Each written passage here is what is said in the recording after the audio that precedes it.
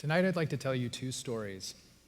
One about last century and the way things used to be, and in many ways still are, and one about next century and the way things really need to be.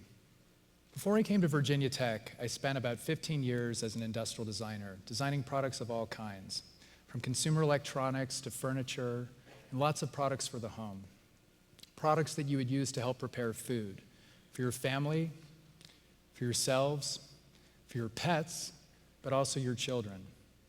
And along the way, I realized that in designing so many of these products, we end up selecting materials and processes and chemistries based on some immediate benefit. That benefit might be aesthetics, it might be flexibility, it might be translucency, but without really considering the long-term effect of how those materials affect not only the environment, but also our bodies, until it's too late. So I want to give you an example of how this can go terribly wrong. About 100 years ago, World War I began. And at about that time, a company called the Radium Luminescent Material Corporation was founded in New York City. And their principal product was a glow-in-the-dark radioactive paint called Undark. Now, this paint used radium and some other chemicals, and it found a lot of practical applications in the war effort to allow our soldiers to read their instruments and their watches in the dark. After the war ended, this paint also found a lot of practical applications in consumer products to illuminate clock faces, light switches, even to make glow-in-the-dark eyes on children's dolls. The workforce consisted mainly of women in their 20s, and the company instructed them to take their paintbrushes and dip those paintbrushes into the radioactive glow-in-the-dark paint and then lick the tips of them to point them so that they could paint these precision details on these products. By 1926, almost the entire workforce was either dying or had died of cancers to the mouth and throat. And by 1926, the federal government had shut down the company altogether, which at the time was completely unheard of. So fast forward 70 years, this is the building where all this painting had gone on, and it was still standing and still full of radioactive material. Another building on the complex had been demolished and used as fill to create this baseball field in a local suburban town, where children, very young, learned about America's pastime. And after a while, it was realized that the radioactivity levels were so high in this park and so dangerous, it became a US Superfund site, and the entire park was excavated and remediated. Turns out I lived in this town, but fortunately, I moved there about 10 years later. But it was always worrisome to me, the thought that my children could have actually played in this park. This sent a chill down my spine.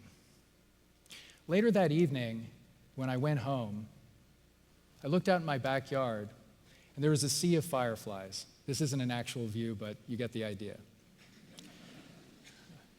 But I thought, as a designer, I made this connection. You know, Undark and the light quality that it was producing is actually very similar to a firefly. That how is it that a firefly can produce this quality of light that's beautiful and useful, but inside its own body? It uses a biochemical reaction known as bioluminescence to make this happen. But this kind of thing made me want to look closer. I really wondered, how is it that something like a firefly could achieve this? It was really quite remarkable. And how is it that we could design products in the image of the firefly instead of Undark in a way that it was much safer? Because it turns out that even though these chemistries are inside this firefly, they don't create cancer for themselves, they don't kill themselves in the process. So that made me think, hey, I want to look closer. What could there be in my own backyard that I might learn from, that might inspire sustainable innovation of some kind? And I really wanted to look closer. And this marked a very significant point in my career, is I wanted to go out and see what nature held in terms of inspiring innovative design. In this field, it's an emerging field called Bioinspired design. And I offer a class here, now in its second year, called Biology and Design for Sustainable Innovation. And one of the cornerstones of this class is to try and get students to look closer in their own backyards to see if they can find clues for designing innovatively, but also sustainably and safely. So I developed this magnifying lens, which is used to look closer and to look in your backyard for sustainable ideas, and used it as a journaling exercise. In the 50s, a famous Swiss chemist named Georges de Mestral basically had gone out and gone hunting with his dog and realized that all these burdocks were captured in his fur. And when he looked closer, realized there were these hook geometries that were attaching and getting entangled in the dog's hair and creating this hook and loop phenomenon, which of course led to the development and invention of Velcro, which has become so widespread and popular we almost forget about it. But it's a type of adhesion that's actually very safe, that doesn't use chemistry to do it. So I want to give you some examples of some things that some of my students and some conclusions that my students had come to. There's been a lot of interest in water, especially this century. It's become one of the hot topics and wicked problems that we all face. And one of my students was on the Huckleberry Trail and found this plant that was actually extracting water from fog. And looking closely, wondered, what is it about the materiality of these reeds that allows this to happen? And what could we design based on this? Perhaps we could create some kind of apparatus on the top of our buildings or in products that could help us extract water to supplement our use. Similarly, another student looked at a dragonfly, which has these very delicate but very strong wings that provide a lot of lift. And upon looking closer, you realize there's a very optimized structure here with very little materials that might inspire the way we build buildings, products, many other things. The last example I want to show you comes from the very commonplace tulip tree leaf, which I've actually seen many of them in my own yard.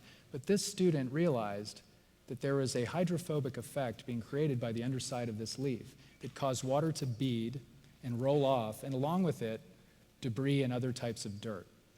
And this student wondered, well, what if we could create materials that we could attach to buildings, to automobiles, to other products that would cause water to bead off instead of leach in or hang around, and also take some dirt and debris with it along the way so we wouldn't have to use cleaning chemicals or have to spend the time maintaining things.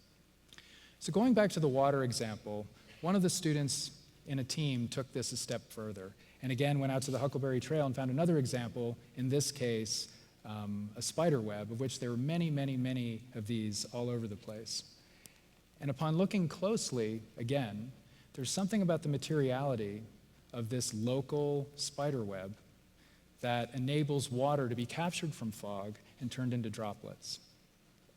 And from there, they proposed this idea of a fog capturing pavilion, sort of a public park that would showcase water being captured from fog in a dry, coastal, drought-prone area. But the other thing that this would achieve, and this is just a proposal, is the possibility of promoting the potential of bio-inspired design. So I'm not here to tell you that biology has all the answers to all of our problems. It's no silver bullet. But I am saying that if we want to move away from the century of Undark and move towards a century of the potential of the Firefly, that we need to look in new directions. And I think we can start by getting our younger generation to look in our own backyards for potential and for possible opportunities for design innovation that is sustainable and safe. So maybe when it warms up a little bit, I would ask every one of you here to go into your backyard and to look around and to look closer. And think about, how is it, anything that you see out there, how might that inspire a potential design that is both sustainable and safe?